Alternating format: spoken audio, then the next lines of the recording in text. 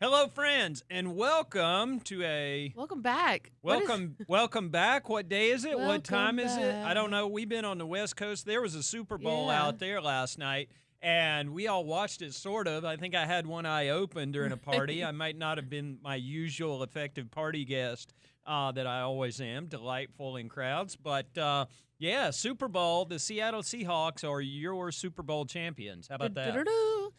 Very proud for them. Very proud for Sam Darnold, which I know you are as well. Big Yeah. Sam Darnold fans around here. And a testament to what can happen when you give people time and let them develop, both for Sam and just for the Seahawks as a whole. It's cool to watch them build this thing and to see it pay off as well. Right. That defense is just, God, incredible. They've got dudes from front to back on that defense, and they've been built in a pretty sustainable and attainable way. I mean, there's Right. nothing about in watching the way they beat down the Patriots last night. There was nothing about that game where I thought, "Oh my God, this is just an all-time team" or anything. It Right. was just effective, tight football from start to Mhm. finish, and I mean, it speaks to the way they put that team together. Yes, they've got dudes all over the place on that defense. It is a fact. Mhm. But it's not like they operated in it's not like they drafted Aaron Donald. Right. It And they wasn't have like the this Legion of singular Boom. player who is just wrecking everything around them. It's just a bunch of really good football players from Mhm. front to back, and they did a number on Drake May and the Patriots last night. Yeah, they did. And Drake May has had an incredible season, so not to discount that at all. But he looked shell shocked last night from opening snap to end. I think he was sacked like 6 times, something like that. I think it got to 7, It but got- it was it seemed like more than It that. did seem Witherspoon was all over the place. The guy that scored the pick six. I mean, at that point too, I was like, I don't even know if I know who this is. That's just how effective they were at every part of the defense. Mhm. And cool to see some South Carolina guys getting in on it, like Ernest right. Jones and Nicky Manwari. Both had big parts in that defense as well. And so, yeah, like you said, an attainable. You can look at that as a blueprint, It and that is one that, like you said, you can read about it on Panthers.com. That you pointed out earlier today is one that the Panthers seem to be following. Right. I mean, Dan Morgan and Dave Canales both have their roots in that system and Yeah. that organization, but it's just the way they want to do this thing. I mean, John Schneider's built that thing very methodically. They had to do an organizational reset when Russell Wilson leaves, and you collect a bunch of draft picks, turn those into players. And it took a lot of guts to be willing to move off of a Russell Wilson and then to kind of pivot again out of Geno Smith and go get Sam Darnold. I mean, none of those things were guarantees, but they did it very methodically. It's draft well, and they've hit on a couple drafts in a row where you see those producers over and over again. And again, I don't even think Dan's bashful about it. He's willing to copy that Right. formula. It's what he wants to do. And to your point too, like they took some big risk, like moving off Russ, moving off Geno, going after Sam Darnold. After I think a lot of people would agree, like one really really good year, and some uncertainty ahead of that. They took big risk, but they didn't take the risk and the swings just to take them. They didn't take them just for the sake of taking them. They took the risk of moving off Russell Wilson, and then took the steps to find a way out of that. Yep. They took the steps after that. They took risk with a plan, Mm-hmm. and because of that, all of it paid off. Yep. And you mentioned Sam Darnold a little bit. Anyone who has ever crossed paths with Sam Darnold is happy for Sam Darnold. Yeah. The only people who yell about Sam Darnold are people who've never met him, people who've never watched him work. Here are the things we knew about Sam going in. He throws a pretty ball. He is good at throwing footballs into tight spaces. He's willing to. He's made some mistakes in the past, but he is one player of 11. Yeah. And when they surrounded him, that to me, that's the lesson I take away from the way the Seahawks played that game. Because there was a chunk, about a third of that game in the middle, where Jackson Smith and Jigba, the offensive player of the year and a guy Right. who led the league in receiving yards this year, was not on the field. So the Seahawks, rather than going, oh, God, our preferred method of Yeah. offensing isn't available to us right now, they were like, we're going to turn around and hand it to Big Boy back here Right. over and over and over again. And Kenneth Walker goes, 27 for 130, Something like that. and Super Bowl MVP honors. I love the being able to change paths mid-game. And, I mean, they go into games knowing they want to run. That's still a large part of what they do, even after Zach Charbonnet was hurt a couple weeks ago and not able to be that 1-2 punch in the backfield with Kenneth Walker. But being able to, just continue to run, be willing to take field goals, just take – I mean, listen, if they – Jason Meyer should have been the MVP. And there were some people where I was last night advocating loudly for that. But there were times in that game where I'm sure Dave Canales was like, you should have gone for it there. You should have gone for it. Yeah. There were a couple of them fourth downs I am pretty sure Dave Canales would have gone for and tried to get those extra plays and continue to run. So it was an interesting watch, but good for Sam winning a Super Bowl. That's a dude, again, anybody who's ever encountered him is happy for him. Just a great guy. But, man, that was team football. Yeah. And that's what I think if you watch that Super Bowl from a Carolina Panthers perspective, you kind of see the future. I mean, you see that roadmap for what they're doing, and it's like, okay, that's the way Dan Morgan's trying to put this team together, and that's the way Dave Canales is trying to coach it. Everybody says you want to build through the draft and you want to be balanced on offense. Well, listen, the bottom line is all those things you watch Seattle do, those are the things the Carolina Panthers are trying to do. The Seahawks are a couple years ahead of them, and that's built on people. Even something as simple as, like, if you watch Seattle's defense, which, again, was just – it wasn't Legion to Boom names, but it was just so solid and stifling. A lot of what they did was pair young guys with older guys in different positions. Mm-hmm. And so you're developing your future while leaning on, like, knowledge and understanding, and those two things are helping each other. And you look at the Panthers defense, and they really kind of did a lot of that this year too. Their plan was to do a little bit more of that. It got a little messed up at pass rusher just with injuries and stuff, and they ended up having to rely a lot on two rookies there, probably. But that you could tell that was the plan of what Dan Morgan wanted to do. You saw it at safety. You're fine at corner. You're not ready to quite put a rookie there, but you saw it along the defensive line, different places like that. You saw it at linebacker, and that's really kind of what Seattle has been able to do the past couple of years, and you see it just paying dividends. So, yeah, it's exciting to think about what that kind of blueprint could create here as well. Yeah, no doubt about it. It's definitely something they could build toward. And listen, we could talk about that Super Bowl all day long. Were you a pre-existing Bad Bunny fan? Not a ton. It was mostly just lack of knowledge, I guess you could say. One of my best friends is a huge Bad Bunny fan, going to Australia just to see him in concert. She's going to see a friend, but she's also mainly going to see Bad Bunny in concert. I knew I liked the beat of it. Most of my Bad Bunny knowledge was that he previously dated Kendall Jenner for a long time, and that was kind of where it ended. I had listened to a few songs in preparation, but then last night really just enjoyed the show. The production value of that halftime show was insane as well. This may come as a shock to the listeners and viewers of the Happy Half Hour.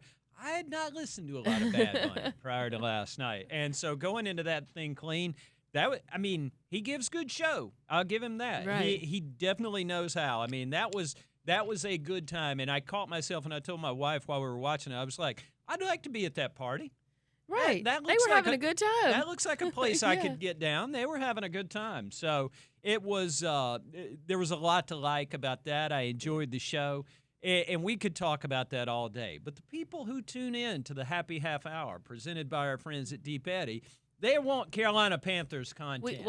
And you know what? We can give you Carolina Panthers content. We got content because the two of us had a week full of exposure to two pretty monumental events this week. You were on Tetaroa McMillan duty and did not disappoint. It was a week full of T-Mac and a week full of chances for him to get out there in the world. And, I mean, when you think about the T-Mac you saw all week long in San Francisco building up to being named Offensive Rookie of the Year on Thursday night, where is he? I mean, where is he in coming to grips with the fact that, you're the Offensive Rookie of the Year, first one of those we've had around here since some Cameron Jarrell Newton Yeah, that guy. I think throughout the year, throughout the season, as we kind of saw where T-Mac's season was going, the conversation started to come up more and more, and you would kind of press T-Mac about it, during the week and after games, and he got pressed a lot about it before the first Tampa Bay game in Week 16, because at that point, Emeka Egbuka was still very heavily in the conversation. Mm-hmm. So it was kind of like, okay, whichever one of you does better in this game is really going to pull ahead in this like running. Mm-hmm. And every single time it came up, he would be like, I'm not thinking about that. I'm not worried about that. And people always kind of say that because they want to seem focused. But, it's in their back of their mind. But he just said it over and over. I'm not thinking about that. I'm not worrying about that. Da, da, da, da, da. And then locker clean out day, you and I were standing there. He calls me over and he's like, do I really need to start working on an Offensive Rookie of the Year speech? I said, yes, you really need to start working on an Offensive Rookie of the Year speech. Probably consider that. And it was like it was the first time he had allowed himself to really consider it and to really think about it. And then we get out there to San Francisco and talked to him pretty extensively on Wednesday. And I think he had slipped back into the not going to think about it. He really was not nervous at all. It was just kind of like he had put it out of his head. He was just not going to think about it yet. And then Thursday morning, we're back out on Radio Row. We're walking around and run into Jaden Daniels, who won it last year. Mm-hmm. And Jaden walks over to T-Mac and goes, hey, man, I'm excited to see you take home that award tonight. And T-Mac goes like, yeah, just trying to follow in your footsteps. And it was like the first time all week I had seen Teteroa kind of like sit up and go like, oh, this is happening tonight, and this is a real possibility. And he was so distracted. He said when he got in there, he started to get nervous, and so much so that he didn't realize his mom was no longer sitting next to him until she showed up on stage. Yeah. And Where'd that she was go? Yeah, that was cool to have the different loved ones of the Offensive and Defensive Rookie of the Year nominees kind of introduce them. But he said he literally saw her on stage, and that was the first time he realized she was not sitting next to him anymore. He's locked in, ladies and he's gentlemen. locked in. But he said something on Wednesday that I thought was pretty poignant. I asked him about, is there any sort of validation in winning, just given all of the pre-draft narratives about you? And, there were different ones about there was a video from his freshman year where it was like, I don't really watch film and stuff like that. And it turned into this whole narrative. And he said a little bit, but not in the way you would think. He said, I'm not here to prove anybody wrong. I'm here to prove the people who believed in me right. He said, people like Dan Morgan and Dave Canales and the people who thought I was worth a number 8 pick. I'm here to prove them right. Mm-hmm. And that's easier said than done to have that mentality. But I think it does kind of show you where he's at. And then talked to him again on Friday, and he was kind of like, last night was cool. Now it's done. It's time to get back to it. Yeah. And I made the joke. I was going to say, if you're looking for Teteroa McMillan to really freak out and celebrate something, you're probably barking up the wrong tree. And I made the point. I said, you were there last night. It was a pretty big night for the Panthers. You get Rookie of the Year. Luke Kuechly goes into the Hall of Fame. You know what Luke Kuechly did? He won Defensive Rookie of the Year and Defensive Player of the Year back-to-back. Mm-hmm. And that was also the first time, like, T-Mac kind of, like, grinned and talked about, like, what he could do. And he's like, okay. He's like, I could do that. Yeah. Like, sure, that's the standard. If that's what we'll do then. That's right. And I also made a deal with Kassidy last week in San Francisco. I told her, when that happens, when Teteroa McMillan goes into the Pro Football Hall of Fame, that's your baby. You got that one. Invite me to the party because I'll be retired by then, hopefully. Because we're looking forward to seeing that kid grow over the next, however long he's here. Because just a phenomenal player, very easygoing human being. I mean, I have a hard time imagining him getting to a point where he lets himself get away from himself, so to speak, because he does seem fairly centered. I mean, he's a young kid. Obviously, he's going to have a bright career here based on what we've seen so far. But there's not a lot about him that suggests, he's going to get away from himself. First of all, I'm not sure Mama would let him get away from himself. If he starts turning into somebody he is not already, then I could see she'll fix that quick. I could see her getting on the phone real quick about that one. But just a cool scene for him, cool scene for the entire organization, and I love the stuff. We were creating content at a pace it's almost impossible to consume in real time because I know there were people interested in things other than the Carolina Panthers last week. But unheard of. But we've got volumes of it on Panthers.com. Feel free to circle back, check all that out. And as you mentioned, there was that moment on Thursday night, kind of where in the crossing of paths, he's heading to a press conference, and it's like, oh, there's Luke. You two hug it out real quick. There's the handshake. We got the pictures of it on Panthers.com. But just, oh, by the way, here's an offensive rookie of the year and a Hall of Famer together. Darin, I don't even think I've told you this story, and I don't think I put it in anything on Panthers.com. That means there's more to come. Right. Well, it never really like naturally fit into it. But this is such like a Luke Kuechly moment. We were at an event on Wednesday that he had, and it was like a meet and greet with fans.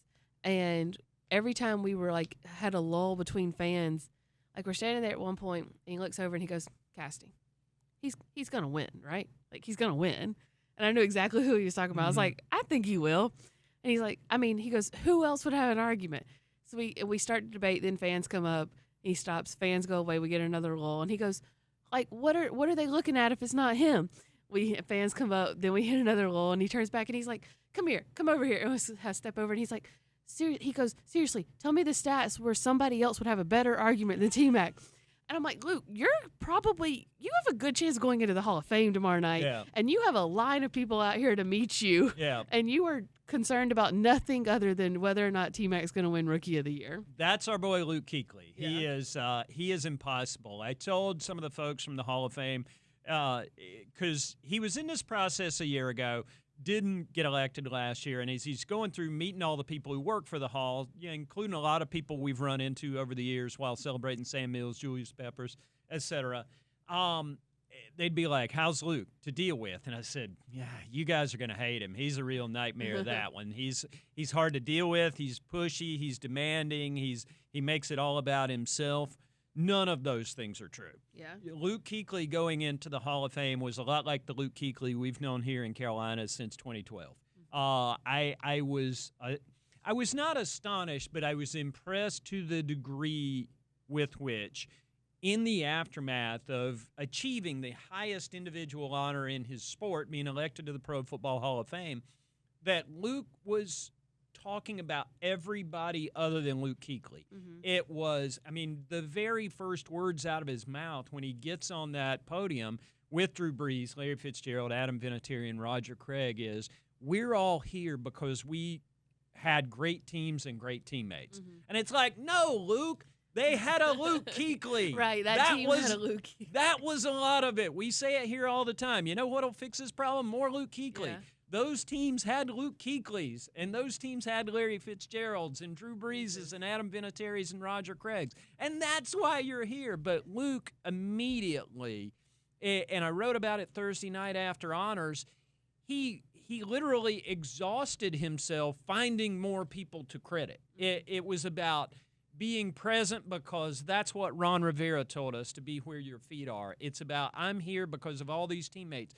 And he talks so much about Julius Peppers and all the other things. But it's like, that's the Luke we have all come to know and love around this place, because he is so centered and he is so Luke. That is the only way I know to put it some days, is he was at his Lucest this week, because all those things we've seen over and over in these little interactions, the world finally got a chance to experience a little bit more of it this week, and it was cool to see. Yeah.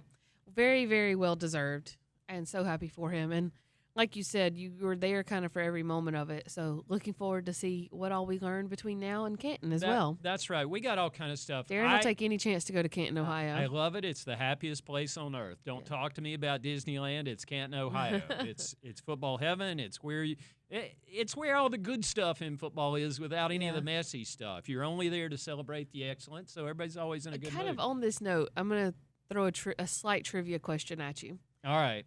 This past week on Radio Row, Christian McCaffrey was asked, who is the best football player you've ever played with? Mm-hmm. He actually named 4. Okay. Can you name the 4 that you think Christian McCaffrey would have said? Who would Christian McCaffrey have said the best players he's ever played football with? He's been around some good ones in a couple of places. I'm guessing he said Julius and Luke. Yes.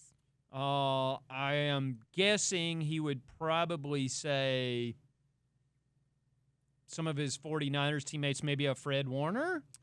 He named 4 players. Okay. 3 were Panthers. Okay. 1 was a 49er. All right. Who were the other 2 I'm missing? He said Julius. He said Luke. He said Cam and Trent Williams. Well, there you go. I mean, that's a pretty good place to start. I mean, and again, we saw Cam out there kind of, in the mix doing his media obligations. And, I mean, it was such a cool moment for the team as a whole to be able to have T-Mac, to have Luke, to have, Cam there to celebrate with both of them. I mean, it was a real full circle moment for the whole organization. Sorry, I didn't mean to interrupt you. And there is a story about this on Panthers.com. There was also kind of a metaphorical passing of the torch from Cam to Bryce at one point last week. Bryce went on and did 4th and 1 with Cam. And at the end of it, Cam said, I've told you this before, and he probably has. It was just the first time we've heard it on a camera. He said, this is your team. Like, you have to decide what your parameters are and how you're going to protect your team. And the Carolina Panthers don't need Cam Newton reincarnated. They need you to go be Bryce Young. So go do that. Yeah. And that was cool just to kind of see that little moment between those 2 guys. And it's just cool to see those 2 sitting there together. There was a lot of together. I mean, again, I keep going back to Luke, too. One of the things that cracked me up about Luke Kuechly through last week is this man is in the Hall of Fame largely because he is never surprised on the field. I asked Drew Brees Thursday night if he could point to an instance that he remembered in 8 years of playing against Luke Kuechly twice a year where Luke really got them, where Luke was in their heads before they called plays. Drew Brees talked for 3.5, 4 minutes without stopping. And it was instructive to see, and we'll have more of that to come because we got 6 months of Luke stories to write. But when you think about Luke and the preparedness, and that's what he built a career on, poor Luke Kuechly didn't have a clue what was happening to him on that Wednesday night in January when his house was sitting full of people, including one Julius Peppers. Yeah. And I hope you had a chance to watch the Knox video that NFL Network created for this. We've got the video on Panthers.com and the YouTube channel. Check that out. But just the look of shock on everybody's face. When I asked Julius, I said, how would you describe Luke when he walked through his own door? And Julius just kind of went, he laughed that little Julius laugh at it. He said he did not know what was going on. Luke, in effect, and I encourage you, check it out on Panthers.com. We've already got our live Luke Kuechly Hall of Fame landing page. But the backstory of how he found out had so many layers that were just delicious because, A, he didn't know. B, there's a whole army of people working to make sure he doesn't know. And even when he walked into his own home, he wasn't 100% sure what he was walking into. He figured it out in a hurry. But Steve Weiss from the network said him and Julius kind of stared at each other for a moment too long, and Weiss was like, come on, Pep, deliver the line, do it, hit your cue, come on. and Weiss is a pro, and we love him. But that night, speaking of things that were high points for the entire organization, there was only one person missing from that night, and that was Greg Olsen. And I thought it was neat, and the NFL Network cameras did a great job of capturing a little slice of it. But that was a hard point because Greg, as he announced last week, his brother passed away after a battle with cancer. Our thoughts are with the Olsen family. Can't imagine going through something like that with someone so young. But Greg, his intent was to be there. Right. His intent was then to call in. But in case he wasn't able to call in, he had prepared a letter and sent it to J.J. Jansen to read to Luke if he wasn't able to get there. And Greg was willing to share that with us, but Luke kind of wanted to keep that between themselves, and I'm going to respect that. In fact, I almost respected a little more out of Luke, even though I like telling stories and having that kind of access. He wanted that. That was a special moment between the two of them. Yeah. And, for Greg to say last week was difficult because he lost his brother the same day his best friend got his highest honor in football. I mean, that was it was a poignant moment. It was obviously entirely or completely difficult for the entire Olsen family.